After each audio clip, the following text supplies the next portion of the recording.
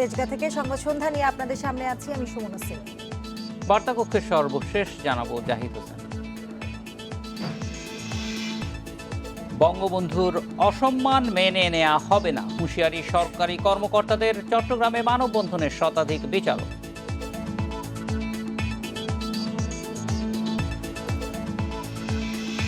করোনায় আরও 34 জনের মৃত্যুতে মোট প্রাণহানি 7,000 ছাড়ালো, নতুন রোগী 1,329 জন।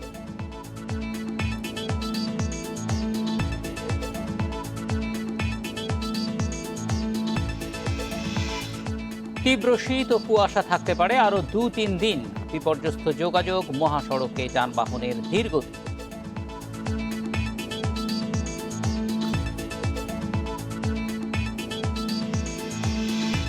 জাতীয় ফুটবল দলের অধিনায়ক জামাল ভুঁইয়া করোনায় আক্রান্ত, কলকাতায় লিগ খেলা অনিশ্চিত।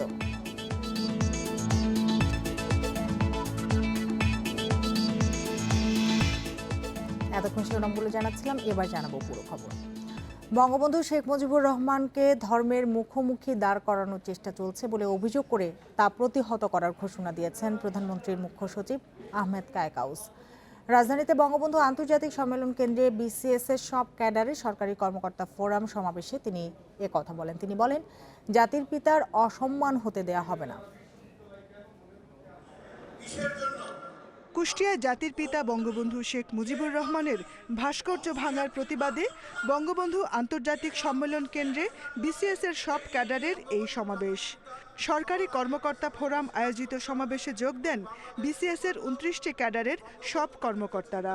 সভাপতিত্ব করেন প্রধানমন্ত্রীর মুখ্য সচিব আহমদ কায়কাউস। সমাবেশে বঙ্গবন্ধুর ভাস্কর্য ভাঙার প্রতিবাদ জানিয়ে সরকারি কর্মকর্তারা বলেন, যারা ভাস্কর্য ভেঙেছে তারা দেশ বিরোধী, তাদের দৃষ্টান্তমূলক শাস্তি নিশ্চিত করা জরুরি। পুলিশের মহাপরিদর্শক বেনজির আহমেদ বলেন, বঙ্গবন্ধুর ভাস্কর্যের উপর হামলা সংবিধানের ও রাষ্ট্রের উপরই হামলা। আইন অনুযায়ী এই হামলার মোকাবিলা করা হবে।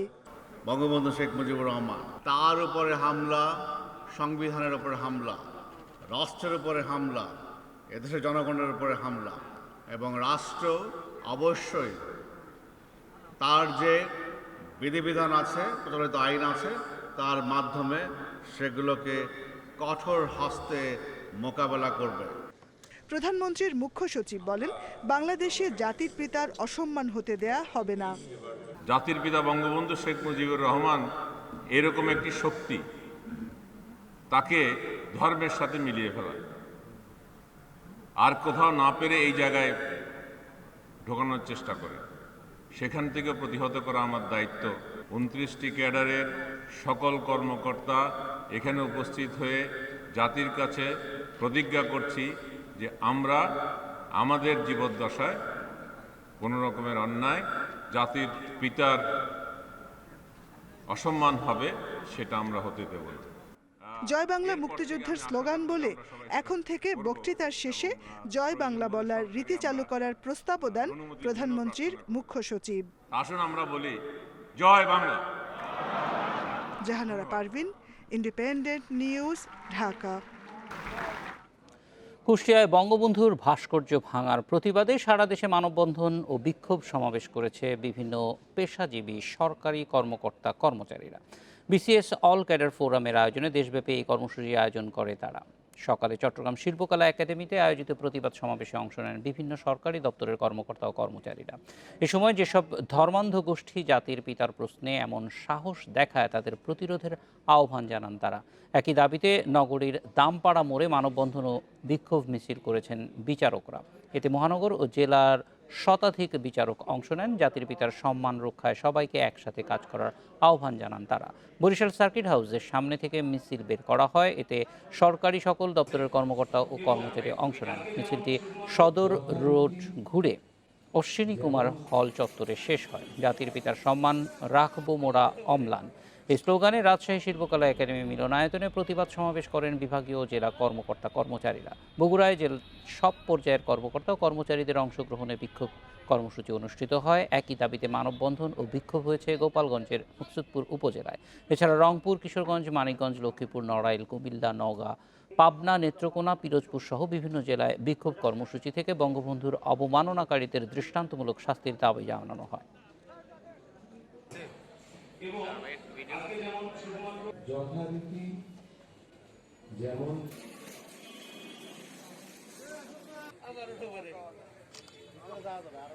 চট্টগ্রামের 100 বিচারক আজকের এই প্রতিবাদ মিছিলে শরীক হয়েছে। তারা দেশ এবং জাতিকে জানাতে চাচ্ছে যে বিচারকেরা শুধু বিচার করে না, তারা প্রতিবাদ মিছিলে অংশ নিতে জানে এবং জাতির জনকের প্রশ্নে বিচারকদের সামনে কোনো আপোষ নাই। আজকে জাতির পিতার প্রতিকৃতিতে যারা আঘাত করেছে, যারা হুমকি দিয়ে বেড়াচ্ছে, যারা এই প্রতিকৃতি ভেঙে ফেলার জন্য নানাভাবে পায়তারা করছে, তাদের সকলের ব্যাকগ্রাউন্ড খুঁজে দেখেন। 71 সালে তাদের কি ভূমিকা ছিল, 75 সালে তাদের কি ভূমিকা ছিল। জাতির পিতাকে যারা অসম্মান করতে চান, যারা দেশ বিরোধী কথা বলতে চান, যারা স্বাধীনতার বিরুদ্ধে কথা বলতে চান, তাদের আসলে ছেড়ে দেওয়া উচিত নয়। তাদের প্রতিবাদে, তাদের বিচারের দাবিতে এবং তারা যেন আর এরকম রক্তচক্ষু দেখানোর সাহস না পায়, সেই রক্তচক্ষুকে দমন করার জন্য আমরা সরকারি কর্মকর্তারা আজকে প্রতিবাদের আয়োজন করেছি। ভাস্কর্য ইস্যুতে মামলা আদালত আমলে না নেয়াকে দুঃখজনক বলে মন্তব্য করেছেন মুক্তিযুদ্ধ বিষয়ক মন্ত্রী আ.ক.ম মোজাম্মেল হক। এ নিয়ে আদালত কি করলো সেটা বিষয় নয়, সরকার কি করে তা দেখতে মুক্তিযোদ্ধারা অপেক্ষায় রয়েছেন বলে মনে করেন তিনি। সকালে জাতীয় প্রেস ক্লাবে ডক্টর অরূপ রতন চৌধুরীর বঙ্গবন্ধুর ঐতিহাসিক ৭ মার্চের ভাষণ ও স্বাধীন বাংলা বেতার কেন্দ্র বইয়ের মোড়ক উন্মোচন অনুষ্ঠানে মন্ত্রী এসব কথা বলেন।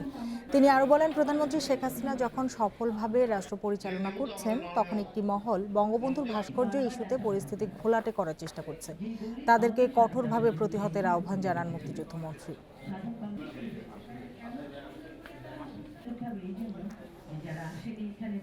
ইতিহাসটা সামনে চলে আসার জন্য এবং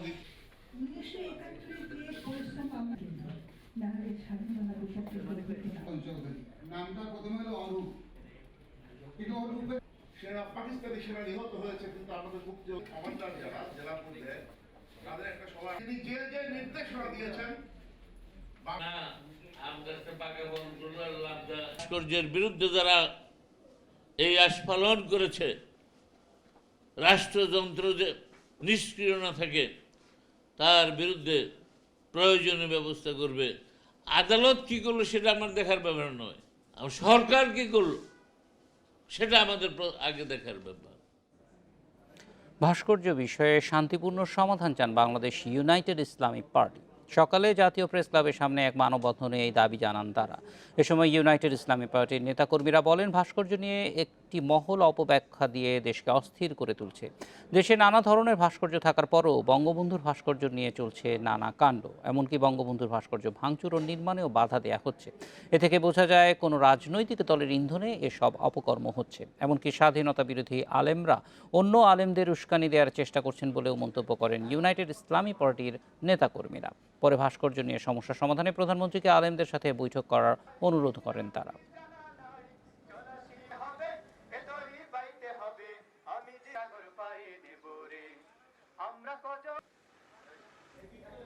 মানুষের অধিকার রক্ষায় মুক্তিযোদ্ধাদের আবারও এগিয়ে আসার আহ্বান জানিয়েছেন সামরিক বাহিনীর অবসরপ্রাপ্ত কর্মকর্তারা। এছাড়া গণতন্ত্র রক্ষায় রাজনৈতিক দলগুলোর ভূমিকা নিয়ে প্রশ্ন তোলেন আলোচকরা। সকালে জাতীয় প্রেস ক্লাবে কল্যাণ পার্টির আয়োজনে এক গোল টেবিল আলোচনায় এসব কথা বলেন অবসরপ্রাপ্ত সামরিক কর্মকর্তারা। তারা বলেন, শুধু ক্ষমতার পালাবদল নয়, দেশ পরিচালনায় গুণগত পরিবর্তন না এলে জনগণ স্বাধীনতার সুফল পাবে না। এ সময় আলোচকরা আরও বলেন, গণতন্ত্র রক্ষায় যারাই রাজপথে নামবে তাদেরকেই সমর্থন দেওয়া হবে। সভায় অংশ নেন বিএনপি সহ বেশ কয়েকটি রাজনৈতিক দলের নেতারা।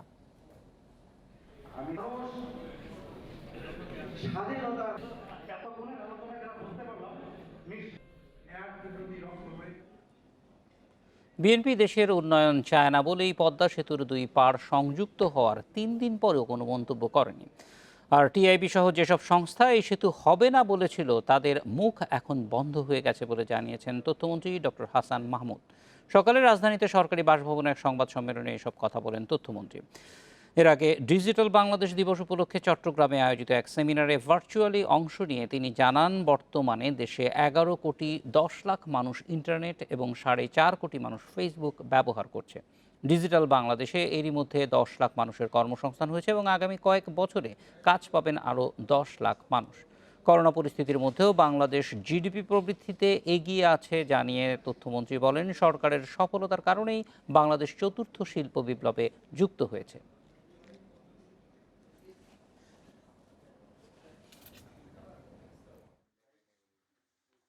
পদ্মা সেতুর কাজ প্রায় সম্পন্ন হয়ে গেল, তখন এদের মুখে কোনো বক্তব্য নেই। আজকে তৃতীয় দিন, তাদের মধ্যে কোনো বক্তব্য নেই। তারা এ নিয়ে কোনো ধরনের বক্তব্য তাদের মুখে শুনতে পাচ্ছি না।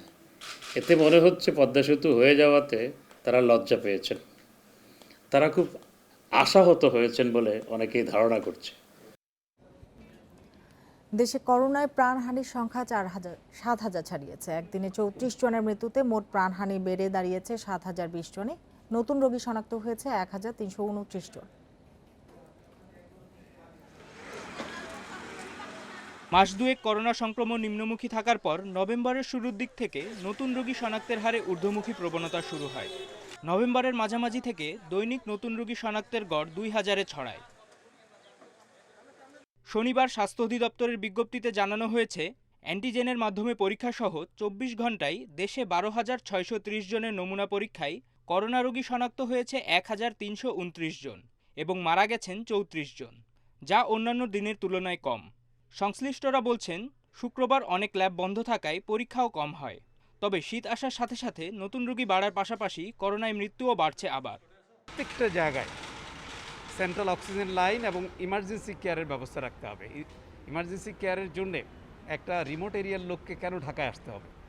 ওখানে আমার ডক্টর আছে, ম্যান পাওয়ার আছে। আমি শুধু ইনফ্রাস্ট্রাকচার যদি ভালো করতে পারি, সেন্ট্রাল অক্সিজেন লাইন নিয়ে যেতে পারি, ট্রেন লোকজন নিতে পারি, তাহলে তো এই ট্রান্সমাইগ্রেশন বিভিন্ন জায়গা থেকে বিভিন্ন জায়গায় শিফটিং হতে গিয়ে কিন্তু পেশেন্টরা মারা যাচ্ছে। জনস্বাস্থ্যবিদরা বলছেন, টিকা না আসা পর্যন্ত সংক্রমণ প্রতিরোধের মূল উপায় স্বাস্থ্যবিধি মেনে চলা। সবাইকেই স্বাস্থ্যবিধি মেনে চলতে হবে। কমপক্ষে 4টা করণীয় জিনিস সেটি পালন করতে হবে। একটা যে স্বাস্থ্যসম্মত দূরত্ব বা সামাজিক দূরত্ব বজায় রেখে চলতে হবে। আর জটলা করা যাবে না, যেখানে বেশি ভিড় হয় সেরকম কোনো অনুষ্ঠান করা যাবে না। আর মাস্কটা পরিধান করতে হবে।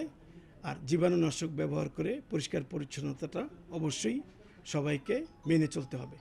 24 ঘণ্টায় নমুনা পরীক্ষা বিবেচনায় রোগী শনাক্তের হার 10.52%।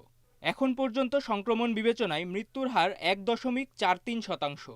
দেশে গেল 8 মার্চ প্রথম করোনা রোগী শনাক্তের কথা জানায় সরকার।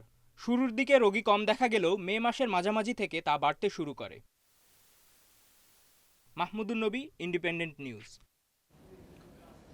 নিয়মিত অভিযান চালানোর পরও রাজধানীর কাঁচা বাজারে ক্রেতা বিক্রেতাদের মাস্ক ব্যবহার নিশ্চিত করা যায়নি। ভ্রাম্যমাণ আদালতের জরিমানার ভয়ে কেউ কেউ মাস্ক পরলেও একটু পরেই বদলে যায় চিত্র। এতে বাড়ছে করোনা সংক্রমণ। রাজধানীর কারওয়ান বাজারে সবজি বিক্রি করেন ওমর ফারুক। তার কাছে মাস্ক আছে, কিন্তু ব্যবহার করছেন না। মাস্ক ব্যবহার না করার দায়ে তাকে গেল বৃহস্পতিবার 100 টাকা জরিমানা করে ভ্রাম্যমাণ আদালত।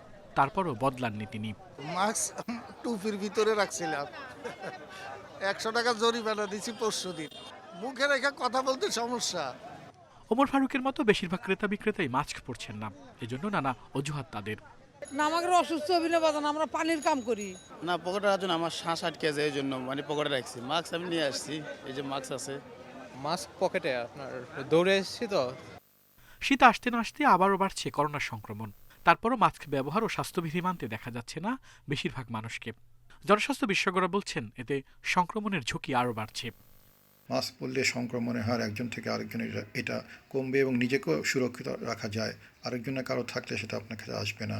হাত ধোয়া, ক্রাউডেড স্পেস বা যেখানে লোকজন বেশি হয় সেটা যতটা সম্ভব না যাওয়া। বিশেষজ্ঞরা বলছেন, ভ্রাম্যমাণ আদালতের ভয় নয়, স্বেচ্ছায় মাস্ক ব্যবহার করতে হবে। সবাই সচেতন হলেই করোনা মোকাবিলা সম্ভব। আল আমিন হোসেন, ইন্ডিপেন্ডেন্ট নিউজ, ঢাকা। বিশ্বে করোনায় মৃতের সংখ্যা 16 লাখ ছাড়িয়েছে। শুক্রবার একদিনে সর্বোচ্চ 7,02,000 করোনা রোগী শনাক্তের রেকর্ড হয়েছে বিশ্বে। এ নিয়ে আক্রান্তের সংখ্যা ছাড়ালো 7,15,00,000। এ পর্যন্ত সুস্থ হয়েছেন 4,97,00,000-এর বেশি মানুষ। করোনা মোকাবিলায় হিমশিম খাচ্ছে সংক্রমণ ও মৃত্যুর দিক থেকে শীর্ষে থাকা যুক্তরাষ্ট্র। এরই মধ্যে ৩ লাখের বেশি মৃত্যুর সাক্ষী হয়েছে দেশটি। একদিনে 2,46,000 শনাক্ত নিয়ে দেশটিতে সংক্রমিতের সংখ্যা 1,62,00,000-এর বেশি। নতুন করে মৃত্যু হয়েছে 3,000-এর। দ্বিতীয় ধাপের সংক্রমণে বিপর্যস্ত ইউরোপের বিভিন্ন দেশ। যুক্তরাষ্ট্রের পর একদিনে সবচেয়ে বেশি প্রাণহানি হয়েছে ইতালিতে। 761 জনের মৃত্যু নিয়ে দেশটিতে মোট প্রাণহানি ছাড়ালো 63,000। জার্মানিতে প্রতিদিনই হচ্ছে নতুন রেকর্ড। সংক্রমণ নিয়ন্ত্রণে আরও কঠিন পদক্ষেপের পরিকল্পনা করছে সরকার। যুক্তরাজ্যে ভ্রমণকারীদের কোয়ারেন্টিনে থাকার মেয়াদ 14 দিন থেকে কমিয়ে 10 দিনে আনা হয়েছে। অন্য বছরের মতো এবারে বড়দিন আনন্দের হচ্ছে না ফরাসিদের জন্য। করোনার বিস্তার রোধে 15 ডিসেম্বর থেকে রাত্রিকালীন কারফিউ জারির সিদ্ধান্ত নিয়েছে মেখো সরকার। রোগীর ঢল সামলাতে হিমশিম খাচ্ছে ব্রাজিল। মেক্সিকোতেও বেড়েছে সংক্রমণ ও মৃত্যু। শনিবার 693 জনের মৃত্যু নিয়ে দেশটিতে মোট প্রাণহানি 1,13,000 ছাড়িয়েছে। সংক্রমণ রোধে ফাইজারের ভ্যাকসিনের জরুরি প্রয়োগের অনুমোদন দিয়েছে মেক্সিকো। সংক্রমণের দিক থেকে দ্বিতীয় অবস্থানে থাকা ভারতে 440 জনের মৃত্যু হয়েছে। এ নিয়ে দেশটিতে মৃতের সংখ্যা 1,42,000 ছাড়িয়েছে। 30,000 নতুন আক্রান্ত নিয়ে সংক্রমিতের সংখ্যা 98 লাখের বেশি। দক্ষিণ কোরিয়াতেও বেড়েছে সংক্রমণ। একদিনে 650 নতুন রোগীর সন্ধান মিলেছে দেশটিতে। Nusrat Serin, Independent News. দেশে শৈত্যপ্রবাহ না থাকলেও রাজধানী সহ সারা দেশে অনুভূত হচ্ছে তীব্র শীত। দিনের তাপমাত্রা কমে যাওয়ায় বেড়েছে ঠান্ডা, পাশাপাশি রয়েছে ঘন কুয়াশা। আবহাওয়া অফিস বলছে আগামী 2-3 দিন এমন পরিস্থিতি থাকতে পারে, তবে 15 ডিসেম্বরের পর মৃদু শৈত্যপ্রবাহ আসতে পারে। ঘন কুয়াশা আর কনকনে ঠান্ডায় জনজীবন বিপর্যস্ত হয়ে পড়েছে। কুড়িগ্রামে 3 দিন ধরে সূর্যের দেখা মেলেনি। শীতবস্ত্রের অভাবে বিপাকে নিম্নবিত্তরা। চুয়াডাঙ্গার শনিবার সকালে সর্বনিম্ন তাপমাত্রা রেকর্ড করা হয়েছে 12.6 ডিগ্রি সেলসিয়াস, যা গতকালের চেয়ে 2 ডিগ্রি কম।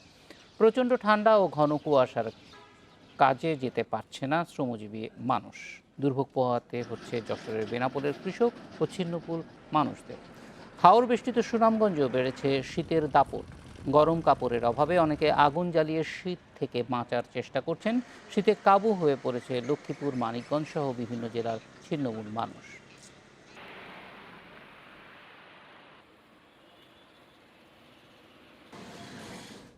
ঘন কুয়াশায় বিপর্যস্ত অভ্যন্তরীণ যোগাযোগ ব্যবস্থা, বিশেষ করে আকাশপথে বিমান অবতরণ, শিডিউল হেরফের এবং বাতিলের কারণে ভোগান্তিতে পড়ছেন যাত্রীরা।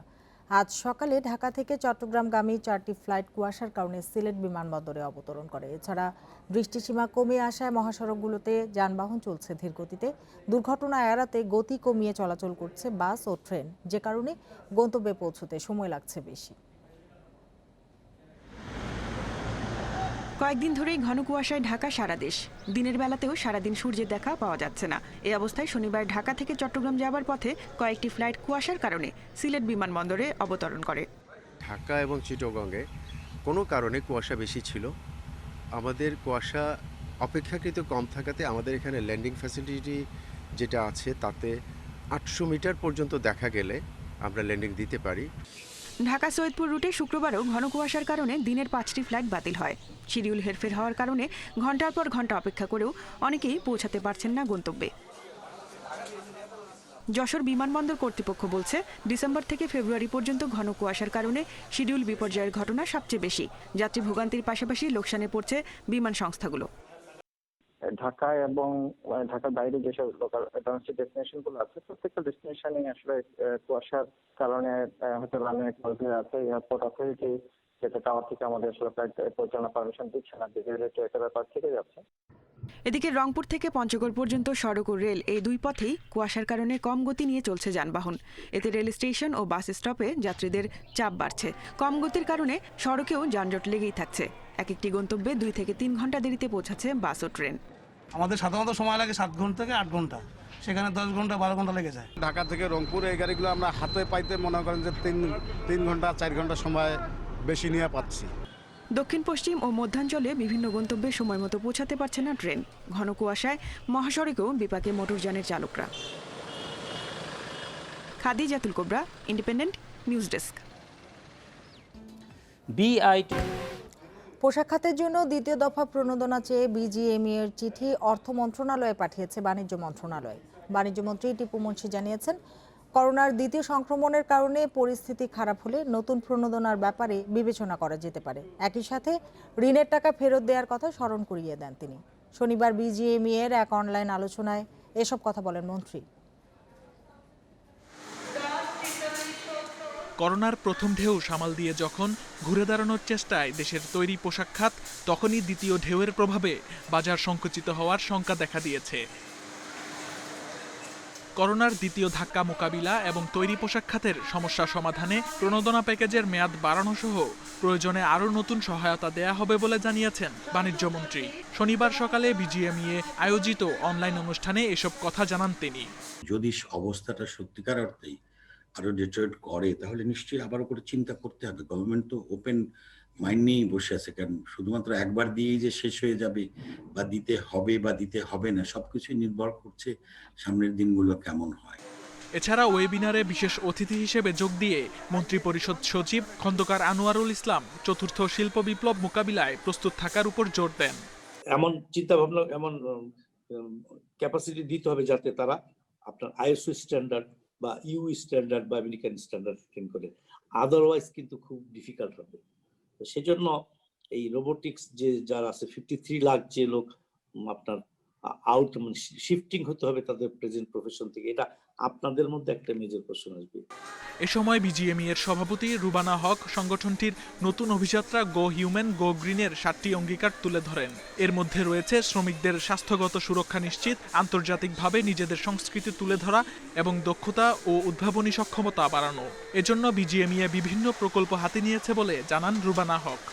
বর্তমানে মোট 70 জন নারী কর্মী সংশ্লিষ্ট কারখানা কর্তৃপক্ষের সহায়তায় চট্টগ্রামের এশিয়ান ইউনিভার্সিটি ফর উইমেন বিশ্ববিদ্যালয় বিশেষ প্রোগ্রামের অধীনে স্নাতক পর্যায়ে অধ্যয়ন করছেন। এই বছরই প্রথম ব্যাচ হিসেবে তাদের মধ্যে থেকে 4 জন স্নাতক ডিগ্রি অর্জন করছেন।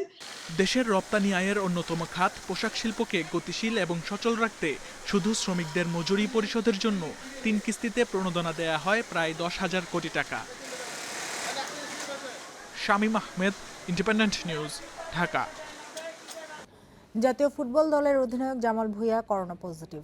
বিশ্বকাপ বাছাই ম্যাচের পর অন্যরা দেশে ফিরলেও জামাল কাতারেই অবস্থান করছেন। সেখানে অসুস্থ বোধ করায় করোনা পরীক্ষা করানো হয়। রেজাল্ট পজিটিভ হওয়ায় কাতার ফুটবল ফেডারেশনের সহযোগিতায় আইসোলেশনে আছেন জামাল।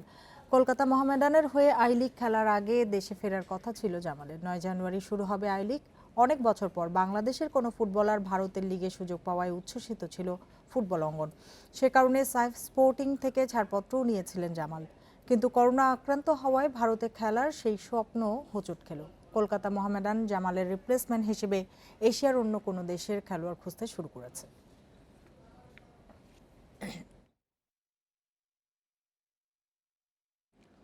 বঙ্গবন্ধু টি-20 কাপের শীর্ষ দল হিসেবে 14 পয়েন্ট নিয়ে প্লে অফে নাম লিখিয়েছে গাজী গ্রুপ চট্টগ্রাম। রাউন্ড লিগের শেষ ম্যাচে তারা 36 রানে হারিয়েছে মিনিস্টার গ্রুপ রাজশাহীকে।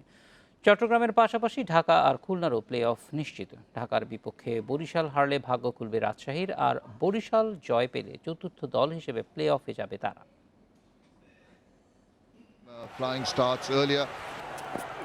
প্লে অফে ওঠার শেষ সুযোগ রাজশাহীর, তাদের মতো অত তাগাদা নেই চট্টগ্রামের। ইনফর্ম সৌম্যকে প্রথম ওভারে ফেরাতে পারলে গল্পটা ভিন্ন হতে পারত।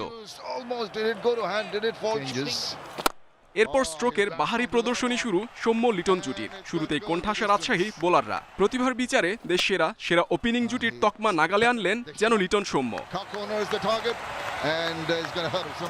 প্রথম 6 ওভারে 48 রান, গড় আর মোমেন্টামে ইঙ্গিত স্পষ্ট, খুব সন্নিকটে অপেক্ষারত রান পাহাড়ের চূড়া। উদ্বোধনী জুটিতে 122। লিটন সৌম্য সম্মোহন পর্ব শেষে মিঠুনের রানে ফেরার সংগ্রাম। তবে মোমেন্টাম হাতছাড়া হয়নি ইনফর্ম শামসুর রহমানের কল্যাণে। তার 30 রানের ক্যামিওতে 175 রানের পুঁজি সালাউদ্দিনের শিষ্যদের। ডেথ ওভারে নিয়ন্ত্রিত বোলিংয়ে ছন্দে ফেরার ইঙ্গিত সাইফুদ্দিনের। 176-এর টার্গেটে স্বাভাবিকের চেয়ে বড় মনে হচ্ছিল চাপের কারণে। ভুলে গেলে চলবে না নেট রান রেটের কথা। সেই ভাবনা থেকেই হয়তো তেরে ফুরে মারতে যাওয়া ইমনের। শান্ত শক্তির জায়গা বুদ্ধিতে জয় করলেন নাহিদুল। নতুন বলে তার কার্যকারিতা কম নয় পেসারদের চেয়ে। রনি তালুকদারকে তুলে নিয়ে সামর্থ্যের প্রমাণ দিলেন এই অফ স্পিনার। রাজশাহী ব্যাটসম্যানদের আসা যাওয়া চলল পুরোটা ইনিংস, যে কারণে 6 জন 2 অঙ্কে রান করলেও সর্বোচ্চ 28 রান সোহানের ব্যাটে, আর 139 রানে আটকে রাজশাহীর হার 36 রানে। Mohammad Nazim, independent news. এই ছিল সংবাদ সন্ধ্যায়। ইন্ডিপেন্ডেন্ট টেলিভিশনের সব খবর আরো বিস্তারিত জানতে চোখ রাখুন ফেসবুক, ইউটিউব এবং টুইটারে। ধন্যবাদ সবাইকে এতক্ষণ সাথে থাকার জন্য।